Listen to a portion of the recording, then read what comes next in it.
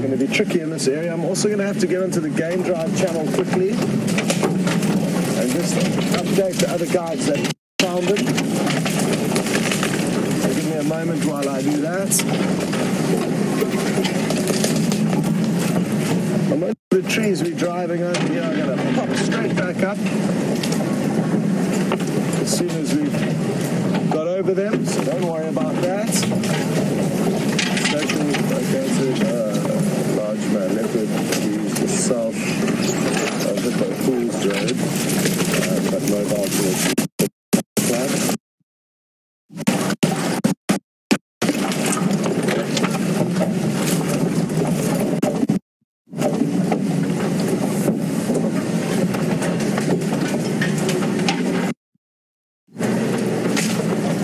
Hoping we're going to get you another glimpse of him. So go ahead, Andrew. He's just up ahead of us, and we should do shortly.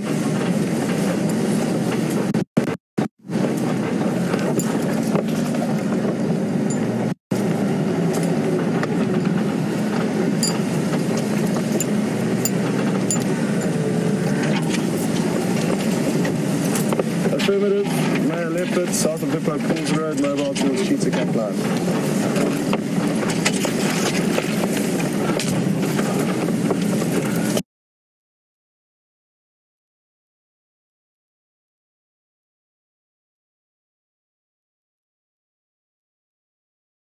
Okay, which it is. We're about to get some beautiful, beautiful views of him. So don't go anywhere.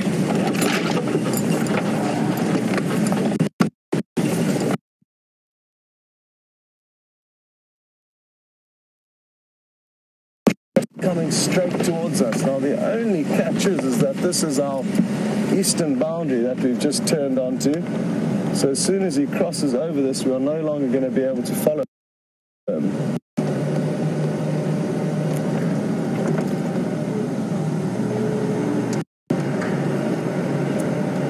I'm on Cheetah Cut Line now, just south of the Pools.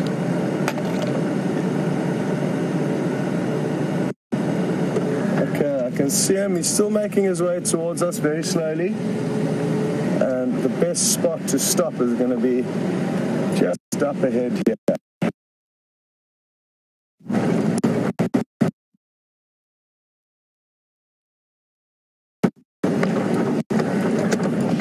There we go. We may need to reposition once or twice more again, but he is coming generally straight towards us. This, everybody, is a massive male.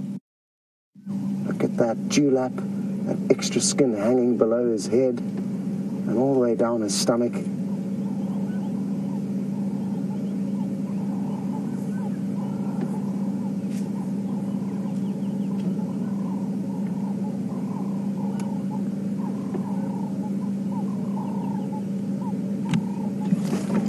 Just going to creep forward a little bit more quickly.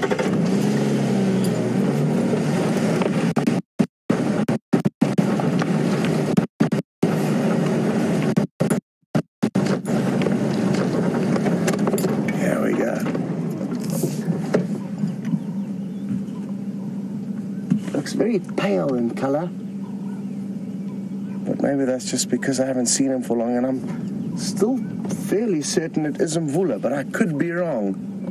So please feel free to let us know your thoughts, but I'm very confident that it is him.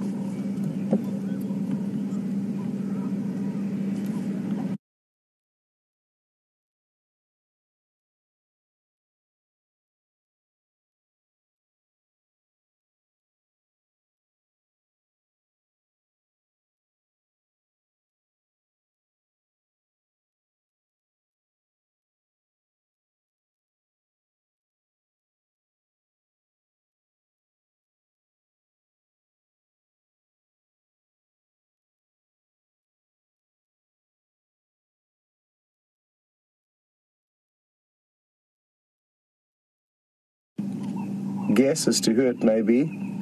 If it is in fact Ngana, it means he would have pushed very far east into his territory.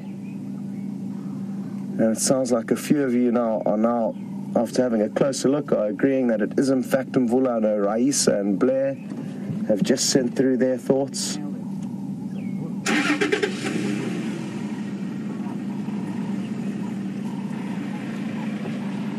Absolutely beautiful big cat. He's not moving as fluidly as he usually does. Also appears his front left paw. Oh, it looks like he's going to scent mark here. There we go. A few little sprays.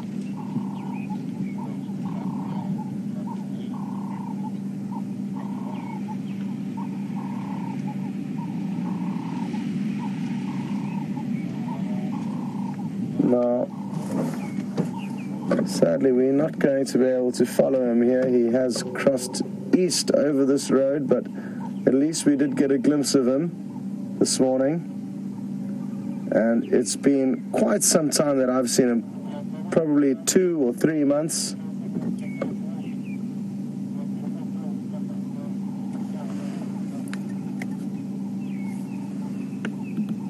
Let me just reposition the vehicle ever so slightly and maybe just increase the quality of the view.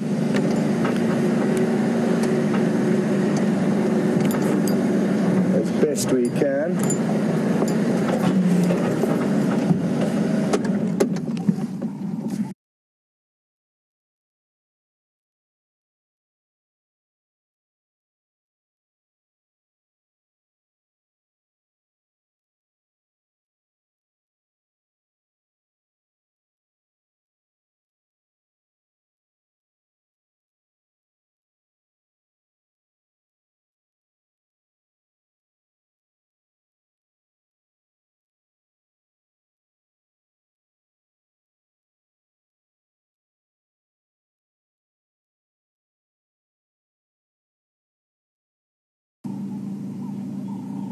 Wonderful stuff, and it's not going to be the first time we wave goodbye to Mvula heading east into Torchwood, but it was so good to see him again. And like I said, it's been a couple of months at least since I've seen him. And Chris Rogue and Marisha have agreed with that diagnostic feature I mentioned a bit earlier of those raggedy ears of his. He's got very torn up and notched ears. And each individual leopard will, most importantly, have its own set of spots, which will make it different to every other leopard. It's kind of no different to our fingerprints. But not only that, they'll also have kind of battle scars and on their nose, which help to distinguish them from others.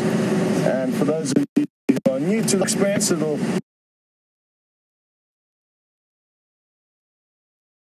right now at probably the creatures responsible for the most trouble that we've had over the last few months, the Birmingham boys. They're 5 young males. We've got the 2 here, and I will take you across to the other 3 in a moment.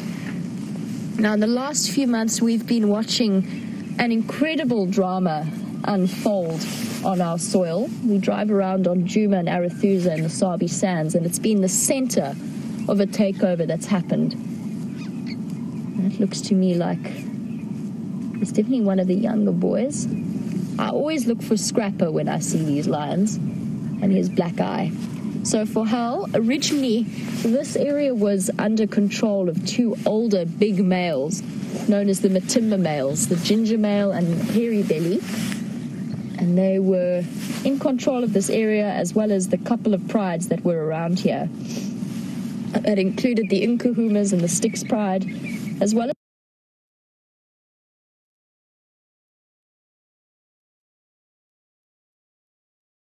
Kalamatis off towards the Kruger boundary. And within the space of a couple of months, all of a sudden these 5 young males came down. They'd been seen before, but flying under the radar, and suddenly they decided they were big enough and old enough to start acting on their natural instincts. And they pushed in, starting with conflict with the Matimbas, calling. We don't know if they ever came to physical blows, but they certainly roared at each other for a long time. And the Matimbas fled south towards Londolozi after a while, abandoning their prize. And now these young males came in, and because they're young, they're full of testosterone. They acted out with considerable amounts of aggression, very sadly killing one Nkuhuma lioness and one sub-adult, as well as all 3 young cubs from the Styx Pride. They had cubs that were only a couple of months old. And that's all part of natural lion behavior. It happens with these pride takeovers. It's a way of nature's way of keeping the genetics fresh, but it was something that was very sad to watch.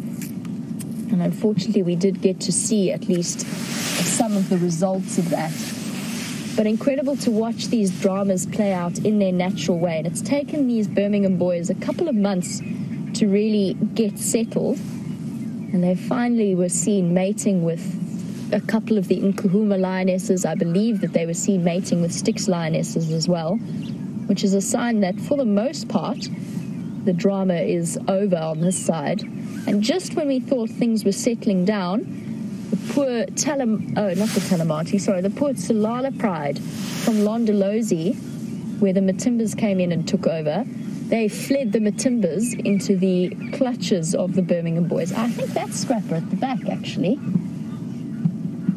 He's the young male. He's got a black eye on his left side. And he's been an interesting character. He's one of the youngest of the males. They're different ages. And he's definitely one of the youngest, and yet somehow has been the instigator of quite a great deal of the action that's happened. I know that he was the one carrying the cub around after he'd killed it.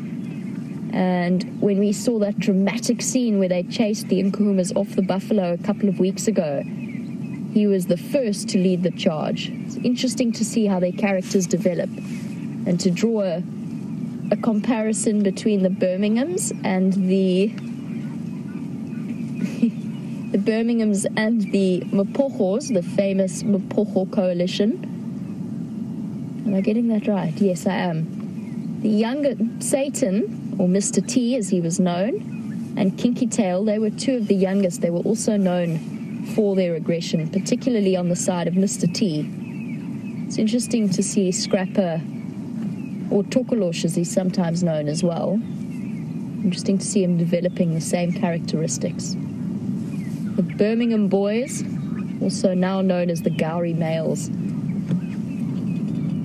And it's hard to imagine when they're lying down so very peacefully and up to so little that they could ever have been responsible for the carnage that we've seen. And unfortunately, we think very recently responsible for the death of a sub-adult Salala male.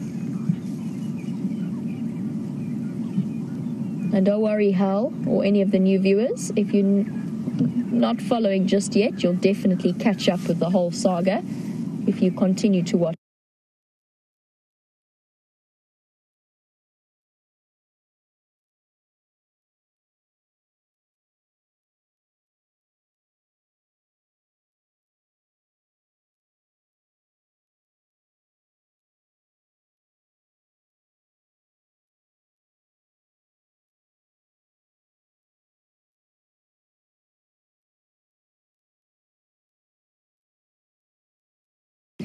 Six or 7 when their nose goes almost completely black.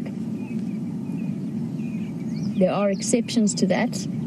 That male that we've just looked at has a very pink nose, but if we compare it to the one at the back, he's got much more black around his nose. So you can understand that it's an interesting combination of genetics and the aging process in the sun.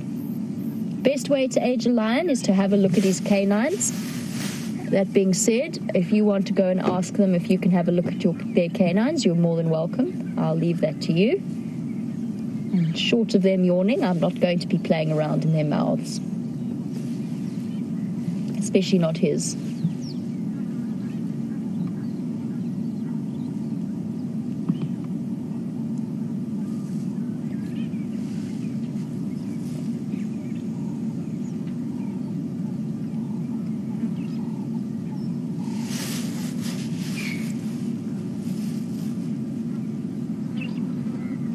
Very interesting question that's come through. I mentioned that there is a herd of buffalo further up the airstrip, and that these boys are famed for their buffalo hunting skills. And we've got quite a complex question from virtual tours. He wanted to know if buffalo are the main food source for lions in wild safari areas, because we hear about them hunting buffalo so often.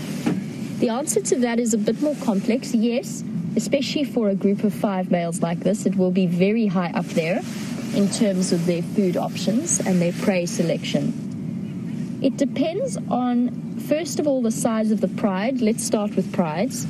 So, for example, a couple of females, maybe 2 females moving about together, for the most part, they are not going to tackle a herd of buffalo. They could try and target the young ones, but it's not really worth the risk. And you'll find with their prey selection, they might go for something instead like a kudu or an impala instead of buffalo. Oh, big stretch.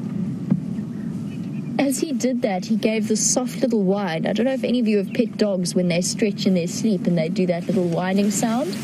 He just did that. So hard to imagine that they are ruthless buffalo and lion killers when they look.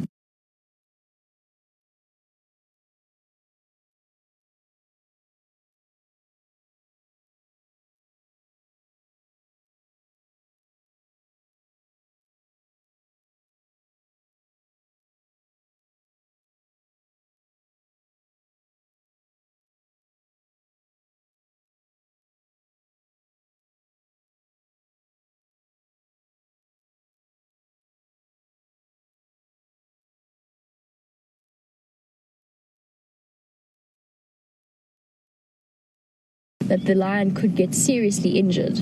And it helps to have at least one male on your side, because the males carry a good 100 kilograms more than the females in terms of bulk and strength.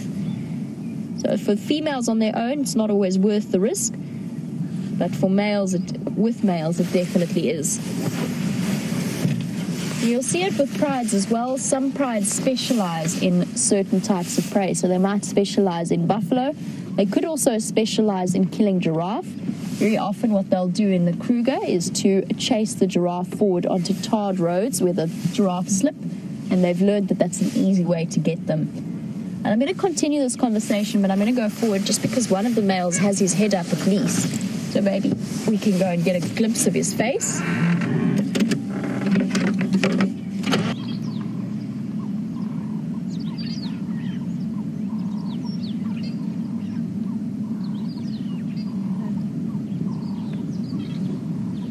Beautiful boys in the morning light.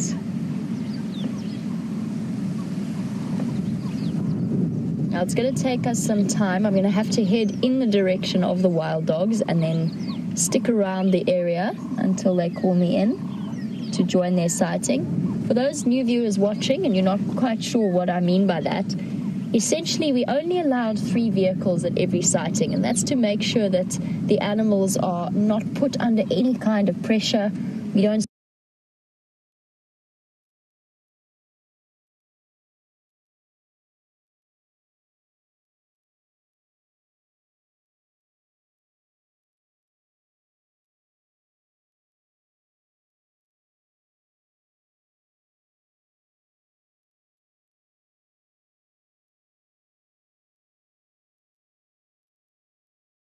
to refer to wild dog on the radio.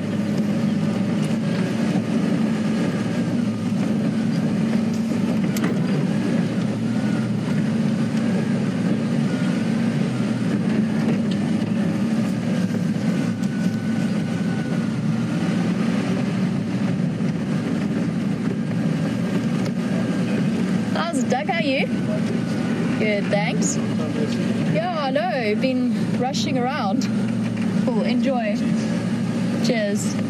Cheers, guys.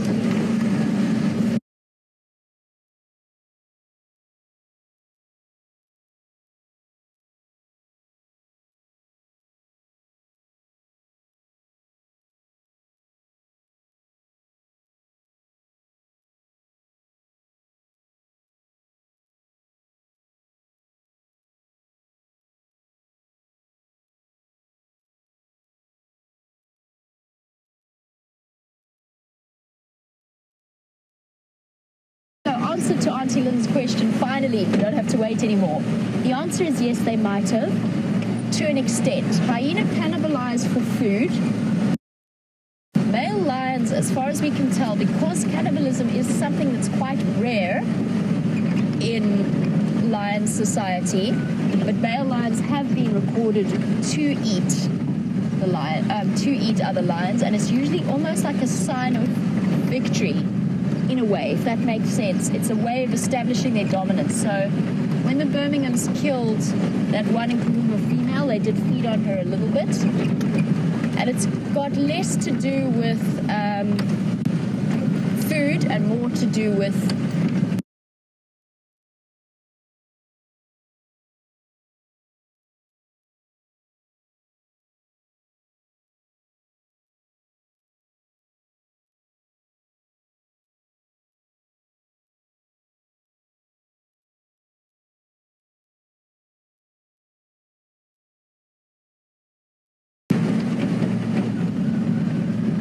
we're going to zip around the airstrip again and find out when our options are open to us as to getting into that wild dog sighting. Luckily, it does seem as though they're lying down. And just to finish up our topic of conversation, as gruesome and as upsetting as it can be, Arcadia, you were wondering if there's confirmation that, I think this might be me.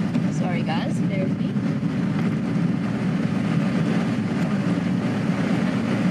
Okay.